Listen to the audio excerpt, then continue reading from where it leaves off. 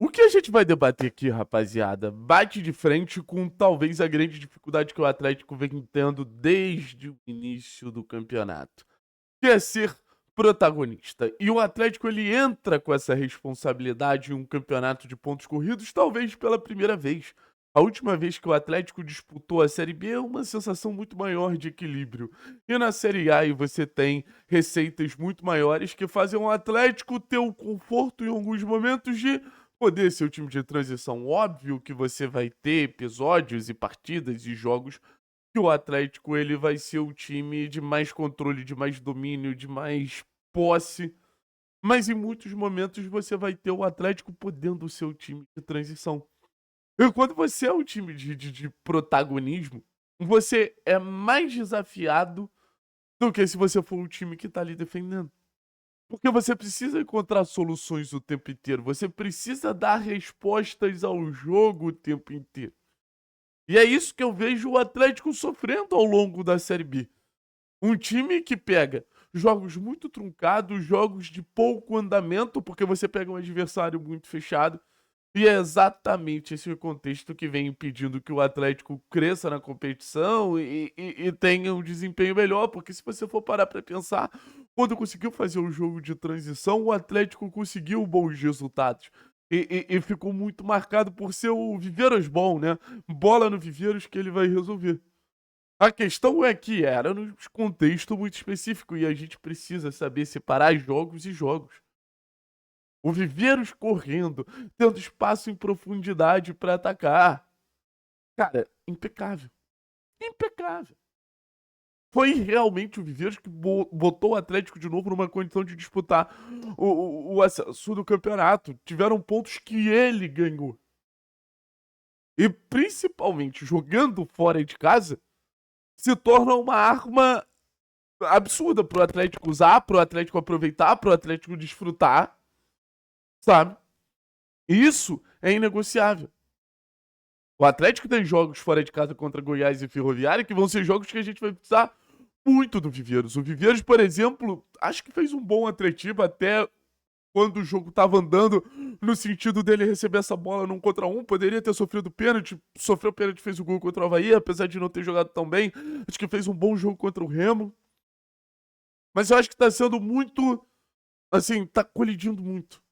Os melhores jogos do Viveiros vêm sendo jogos fora de casa. Os principais gols do Viveiros vêm sendo gols fora de casa. Porque ele tá dentro desse jogo de transição.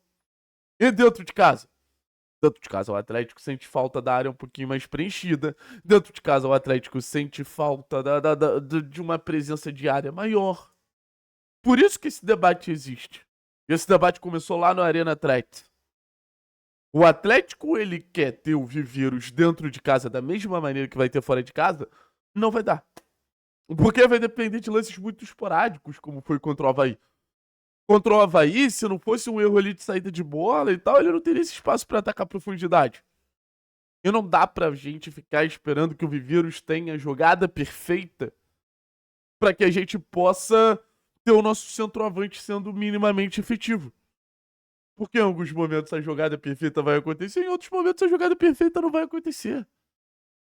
E querendo ou não, o Viveiros é um atacante muito contexto. O Viveiros é um atacante muito específico.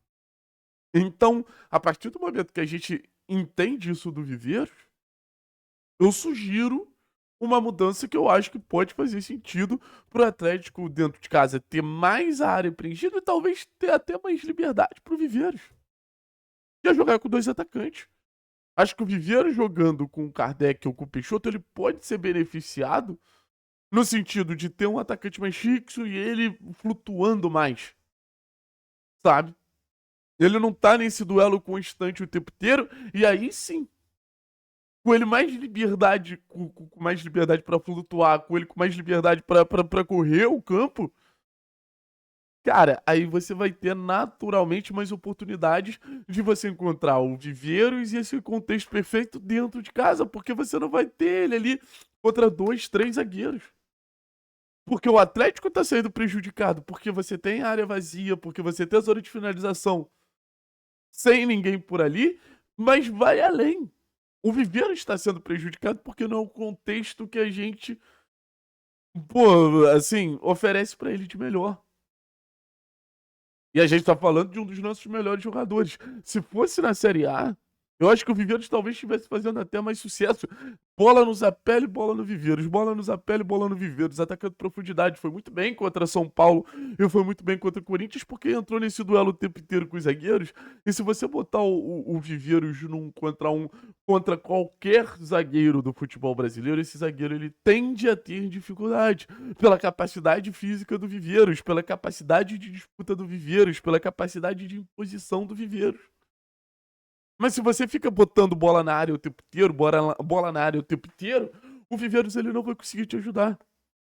Então, assim, acho que tem algo do time também não conseguir produzir contra blocos baixos. Acho. Acho sim. Mas acho que também, com mais liberdade para flutuar e entrando em outro tipo de duelo, o Viveiros ele pode também criar situações.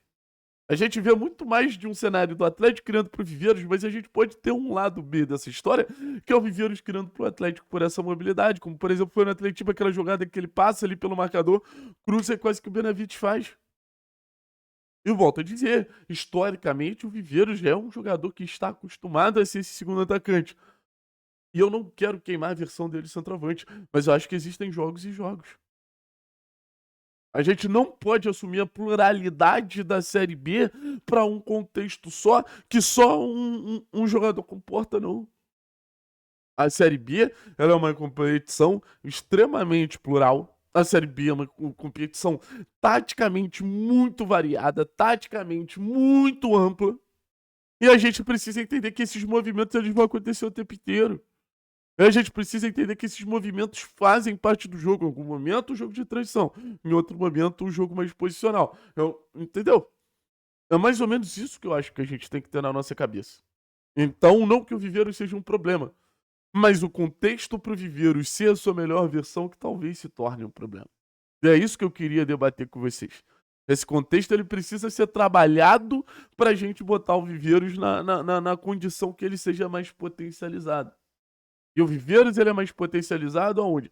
Em jogo de transição. Em caso a gente tenha esse jogo de transição, não, então vamos mudar as peças.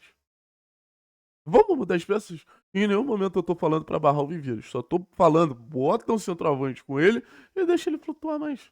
Deixa ele estar mais atuante em zonas diferentes. Quem sabe é o que falta pra gente ter a mesma efetividade do Viveiros fora de casa, ou mesmo impacto dentro de casa. E aí sim, talvez a gente consiga criar um cenário ofensivo que a gente não tem nesse momento e a gente tá precisando tanto dessa alternativa tática.